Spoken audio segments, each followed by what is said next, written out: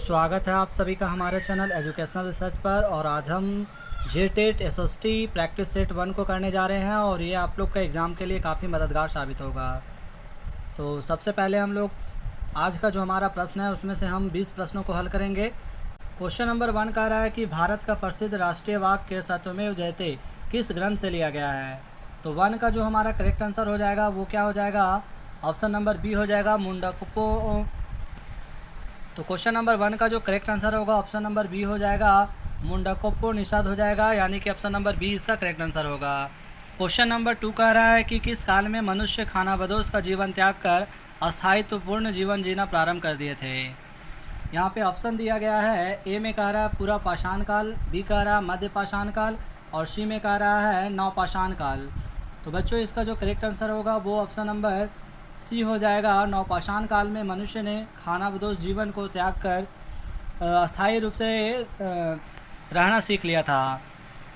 खानाबदोश के बारे में आप लोग को बता देना चाहते हैं, ये घुमंतू लोग होते थे जो एक स्थान से दूसरे स्थान घूम घूम कर भोजन की तलाश में घूमते फिरते रहते थे। नेक्स्ट क्वेश्चन नंबर 3 कह रहा है सिंधु घाटी सभ्यता की प्रमुख फसलें क्या थी। क्वेश्चन नंबर 3 का जो ऑप्शन यहाँ पे दिया गया है धान तथा गेहूँ, बी में कह रहा है गेहूँ तथा जौ और सी कह रहा है मक्का तथा कपास और डी में है ज्वार तथा धान। इसका जो करेक्ट आंसर होगा ऑप्शन नंबर बी हो जाएगा, गेहूँ तथा जौ। इसके अलावा आप लोग को बता देना चाहते हैं कि सिंधु घाटी सभ्यता जहाँ पे हड़प्पा सभ्यता की खोज सबसे पहले 1921 ईस्वी में दयाराम सहनी के द्वारा किया गया था। इसमें सिंधु घाटी सभ्यता में और भी बहुत सारे नगर है, जैसे मोहनजोदड़ो। तो मोहनजोदड़ो को मृतकों का टीला कहा जाता है। इसके अलावा मोहनजोदड़ो की खुदाई कब हुई थी, तो 1922 ईस्वी में राखल देश बनर्जी के द्वारा किया गया था। मोहनजोदड़ो किस नदी के किनारे है, तो ये सिंध नदी के किनारे है, जबकि हड़प्पा किस नदी के किनारे है, तो रावी नदी के किनारे है। काफ़ी अच्छे प्रश्न हैं। इसके अलावा इससे एक और प्रश्न पूछे जा सकते हैं कि गोदीवाड़ा अर्थात एक बंदरगाह के रूप में विख्यात हड़प्पा नगर था, तो वो था क्या, लोथल था। लोथल वर्तमान में कहाँ पे पड़ता है, तो गुजरात में पड़ता है। आप लोग इसको भी नोट कर लीजिएगा। और ऐसे बहुत सारे प्रश्न हैं जो कि हड़प्पा सभ्यता से हर बार पूछे जाते हैं। क्वेश्चन नंबर 4 कह रहा है शून्यवाद के संस्थापक एवं माध्यमिक संप्रदाय के प्रवर्तक माने जाते हैं। तो जेटेट में पूछा गया प्रश्न है ये, और इसका जो करेक्ट आंसर होगा वो ऑप्शन नंबर बी हो जाएगा, नागार्जुन। यानी नागार्जुन को शून्यवाद का संस्थापक माना जाता है। अब हम बात कर लेंगे प्रश्न संख्या 5 के बारे में। तो 1857 का सैनिक विद्रोह किस गवर्नर जनरल के काल में हुआ था।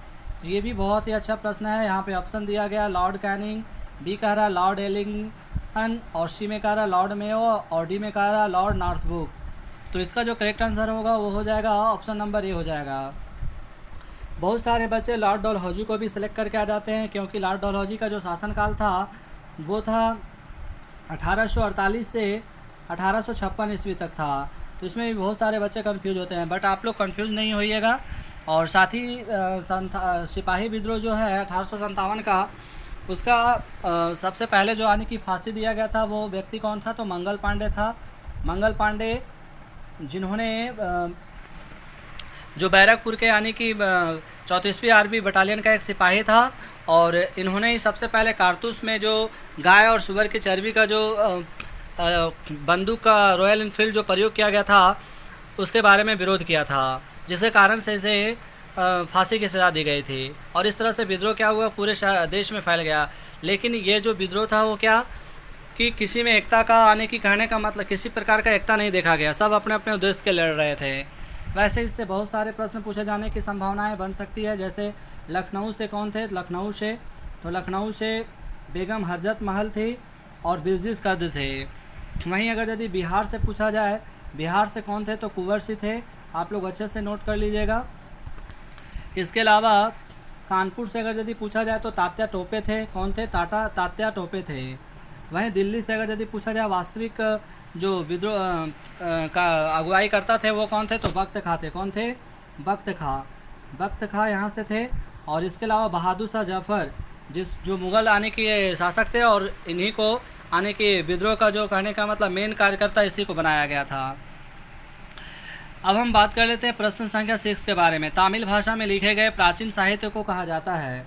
तो तमिल भाषा में लिखे गए प्राचीन साहित्य को कहा जाता है संगम साहित्य के नाम से जाना जाता है, जो कि ऑप्शन नंबर सी में दिया गया है। तो सी इसका करेक्ट आंसर होगा। जैन साहित्य से जैन धर्म के बारे में जानकारी मिलता है। जैन धर्म के अंतिम तीर्थकर कौन थे? तो महावीर स्वामी थे। महावीर स्वामी जिनका जन्म 540 ईसा पूर्व में हुआ था, आप लोग इसको भी नोट कर लीजिएगा। इनका जन्म 540 ईसा पूर्व में हुआ था और इन्होंने बौद्ध साहित्य में बौद्ध धर्म के बारे में, गौतम बुद्ध के बारे में जानकारी मिलती है। और बौद्ध धर्म का संस्थापक गौतम बुद्ध थे, जिनका जन्म 563 ईसा पूर्व में हुआ था। कितना? 563 ईसा पूर्व में लुम्बिनी में हुआ था। और इन्होंने 29 वर्ष की उम्र में गृह त्याग किया था। 29 वर्ष की उम्र में इन्होंने गृह त्याग किया था। इसके अलावा जो जैन धर्म के जो थे महावीर स्वामी, उन्होंने 30 वर्ष की उम्र में गृह त्याग किए थे। अब हम नेक्स्ट प्रश्न को देख लेंगे। प्रश्न संख्या 7 कह रहा है कि भूमि नापने की इलाही गज पैमाने को किस मुगल शासक ने लागू कराया था? बड़ा ही अच्छा प्रश्न है और इसका जो करेक्ट आंसर हो जाएगा वो हो जाएगा अकबर हो जाएगा। अकबर जो 1556 ईस्वी में पानीपत का दूसरे युद्ध में हिमू को पराजित करता है और 1556 में गद्दी पर बैठता है। इसके अलावा बता देते हैं कि बाबर के बारे में अगर यदि आप लोग से पूछा जाए तो बाबर ने 1526 ईस्वी में पानीपत का प्रथम विश्व युद्ध में लोधी वंश के अंतिम शासक इब्राहिम लोधी को हराता है और मुगल वंश की नींव रखता है। इसके अलावा घाघरा का युद्ध, चंदेरी का युद्ध और भी बहुत सारे युद्ध लड़ते हैं। इनका सारा समय युद्ध में ही गुजर जाता है। इन्होंने एक अपनी आत्मकथा लिखा था जिसका बाबरनामा, और इन्होंने अपनी आत्मकथा को तुर्की भाषा में लिखा हुआ है। तो ये भी इससे इम्पोर्टेंट प्रश्न बन सकते हैं। साथ ही बाबर के बाद जो अगला शासक जो हुआ था वो इनका बेटा हुमायूं था।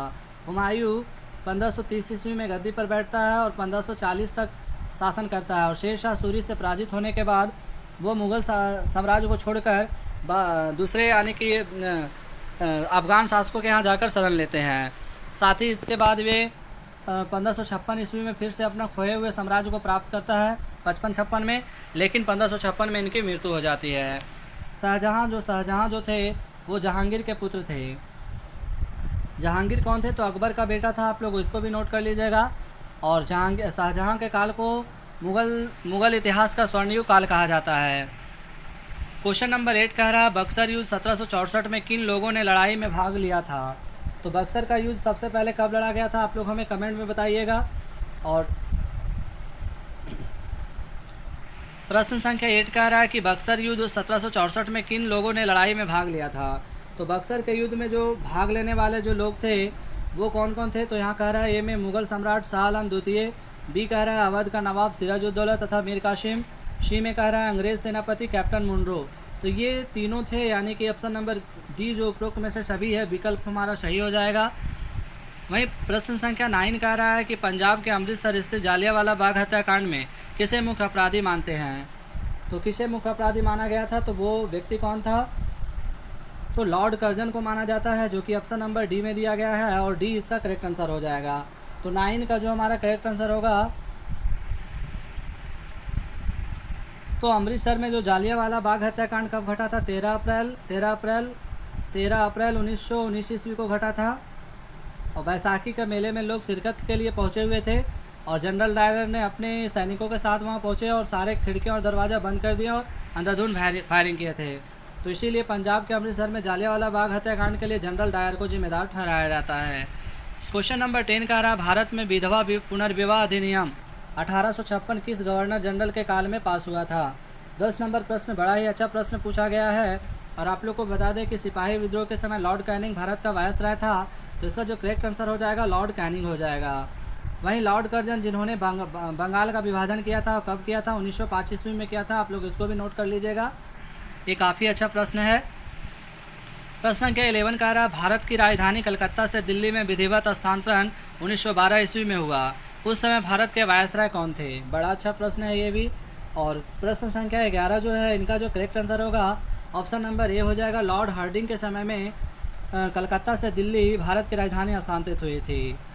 इसके अलावा लॉर्ड डलहौजी का शासनकाल आप लोग को बता दिया था 1848 से 1856 था।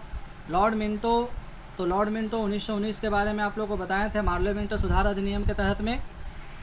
वहीं क्वेश्चन नंबर 12 क्या पूछा जा रहा है कि असहयोग आंदोलन 1920 ईस्वी आरंभ करने का निर्णय भारतीय राष्ट्रीय कांग्रेस के किस अधिवेशन में लिया गया? तो प्रश्न संख्या 12 जो पूछा गया है उनका जो करेक्ट आंसर होगा वो क्या हो जाएगा, कलकत्ता अधिवेशन में हुआ था, जो कि ऑप्शन नंबर सी में दिया गया है। तो सी इसका करेक्ट आंसर हो जाएगा। क्वेश्चन नंबर 13 कह रहा है, मेरे ऊपर जो लाठियों से प्रहार किया गया है वही एक दिन ब्रिटिश साम्राज्य के ताबूत की आखिरी कील साबित होगी। यह कथन किस स्वतंत्रता सेनानी ने मरने से पहले की थी। तो सबसे पहले यह आंदोलन भारत छोड़ो आंदोलन के दौरान 1942 ईस्वी में बोला गया था, और वह व्यक्ति कौन था, तो लाला लाजपत राय थे, जो कि ऑप्शन नंबर बी में दिया गया है। तो बी इसका करेक्ट आंसर हो जाएगा। स्वराज हमारा जन्मसिद्ध अधिकार है, यह कथन किसका है, तो बाल गंगाधर तिलक का है। आप लोग इसको अच्छे से कर लीजिएगा। वहीं सरदार वल्लभ भाई पटेल को भारत का लौह पुरुष कहा जाता है, और लौह पुरुष की संज्ञा कब दी गई थी, तो 1928 ईस्वी में दी गई थी, बारदोली सत्याग्रह के दौरान। प्रश्न संख्या 14 कह रहा है, पूर्ण स्वराज दिवस मनाया गया। तो पूर्ण स्वराज दिवस कब मनाया गया, तो पूर्ण स्वराज दिवस जो मनाया गया था वो 26 जनवरी 1930 को मनाया गया था। ऑप्शन नंबर 20 का करेक्ट आंसर हो जाएगा। और सबसे पहले जो यानी कि तिरंगा झंडा फहराया गया था रावी नदी के तट पर फहराया गया था, आप लोग इसको भी जान लीजिएगा। और प्रत्येक वर्ष 26 जनवरी को आने की तिरंगा झंडा फहराने का निर्णय लिया गया। साथ ही आप लोग को बता देना चाहते हैं कि 15 अगस्त 1947 को हमारा देश आज़ाद हुआ था, और 26 जनवरी 1950 को हमारा संविधान लागू हुआ था। जबकि हमारा संविधान बनकर तैयार कब हुआ, तो 26 नवंबर 1949 को हमारा संविधान बनकर तैयार हुआ था। इनके जो संविधान के निर्माता कौन थे, तो डॉक्टर बी आर अम्बेडकर थे। अगर अस्थायी अध्यक्ष पूछा जाए आप लोग से, तो इसका जो सही आंसर होगा वो डॉक्टर सच्चिदानंद सिन्हा होंगे। जबकि हमारा अस्थायी अध्यक्ष कौन थे, तो डॉक्टर राजेंद्र प्रसाद, जो भारत के प्रथम राष्ट्रपति बने थे। क्वेश्चन नंबर 15 का रहा, बारदोली सत्याग्रह किसके नेतृत्व में हुआ था। तो अभी हमने ऊपर बताया था कि बारदोली सत्याग्रह कब हुआ था, तो 1928 ईस्वी में हुआ था, और ये किसके नेतृत्व में हुआ था, तो सरदार वल्लभ भाई पटेल के नेतृत्व में हुआ था, जो कि ऑप्शन नंबर सी में दिया गया है, और सी इसका करेक्ट आंसर हो जाएगा। क्वेश्चन नंबर 16 कह रहा है कि सविनय अवज्ञा आंदोलन के उद्देश्य क्या थे। तो सविनय अवज्ञा आंदोलन ऑप्शन नंबर ए में कह रहा है नमक कानून को तोड़कर नमक बनाया जाए। बी कह रहा है सरकारी सेवाओं एवं उपाधियों का बहिष्कार किया जाए, और सी में कह रहा है समस्त विदेशी वस्तुओं का बहिष्कार किया जाए और उसे जला दिया जाए। तो तीनों ही यहाँ पे ऑप्शन करेक्ट लग रहा है, तो ऑप्शन नंबर डी इसका जो होगा करेक्ट आंसर हो जाएगा। सविनय अवज्ञा आंदोलन 12 मार्च 1930 ईस्वी को गांधी जी दांडी यात्रा के लिए प्रस्थान करते हैं, जिसमें 78 सहपाठियों के साथ यात्रा शुरू करते हैं, और 6 अप्रैल को गांधी जी पहुँचकर 6 अप्रैल 1930 को गांधी जी दांडी पहुंचकर समुद्र के पानी को निकालकर नमक कानून का उल्लंघन करते हैं, और इस दौरान गांधी जी को जेल भी जाना पड़ता है। वहीं क्वेश्चन नंबर 17 का रहा, संगम काल में व्यापारी वर्ग को क्या कहा जाता था। बड़ा ही अच्छा प्रश्न है ये भी। और क्वेश्चन नंबर 17 का जो हमारा करेक्ट आंसर हो जाएगा वो क्या हो जाएगा, तो वो हो जाएगा वेनी नगर कहा जाता था, जो कि ऑप्शन नंबर ए में दिया गया है। तो ये इसका करेक्ट आंसर हो जाएगा। क्वेश्चन नंबर 18 कह रहा है कि संगम कालीन प्रमुख व्यापारिक संघ थे। तो संगम कालीन प्रमुख व्यापारिक संघ कौन थे, मणिग्रामम और नानादेशीस, वालिंजियार, वलैडे तथा इदांगे, और ऑप्शन नंबर डी में कह रहा है इनमें से सभी। तो संगम कालीन प्रमुख व्यापारिक संघ ये सभी थे, यानी ऑप्शन नंबर डी इसका करेक्ट आंसर होगा। अब हम क्वेश्चन नंबर 19 को देखेंगे कि संगम कालीन तमिल प्रदेश में समाज कितने वर्णों में विभक्त था। वर्ण की संख्या कितना है, तो वर्ण की संख्या 4 है, आप लोग इसको भी नोट कर लीजिएगा। और साथ ही बता देना चाहते हैं कि संगम कालीन तमिल प्रदेश में समाज कितने वर्णों में विभाजित था, तो वो थे 5 वर्णों में विभाजित थे, जो कि ऑप्शन नंबर सी में दिया गया है। तो सी इसका करेक्ट आंसर हो जाएगा। अब हम आखिरी प्रश्न को देखेंगे, और इस तरह से हमारा सेट आज का कंप्लीट हो जाएगा। प्रश्न संख्या 20 कह रहा है कि तमिल ग्रंथ पुन्नानूर में वल्लाल किसे कहा गया है। तो 20 का जो करेक्ट आंसर होगा, बड़े कृषकों को वल्लाल कहा जाता था, और ऑप्शन नंबर 20 का करेक्ट आंसर होगा। इसके अलावा वेद के भी बारे में आप लोग पढ़ लीजिएगा। वेदों की संख्या कितनी है, तो वेद भी 4 है। सबसे पुराना वेद कौन सा है, तो ऋग्वेद है। और साथ ही मौर्यकालीन वगैरह इस सब के बारे में भी हम लोग जानेंगे। इसके अलावा गुप्त वंश के बारे में, और जो भी हमारा जेटेट से संबंधित प्रश्न पूछे जाएंगे, हम सभी प्रश्नों को सेट बाय सेट आप लोग को प्रोवाइड करेंगे। तो आशा करते हैं कि आप सभी बहुत अच्छे से तैयारी कर रहे होंगे, और साथ ही अभी से आप लोग तैयारी में लग जाइए। और अगर हमारा वीडियो अच्छा लगा हो तो लाइक, सब्सक्राइब, शेयर करें, ताकि सभी तक हमारा वीडियो पहुंच सके। तो आज के लिए इतना ही। जय हिंद, जय भारत।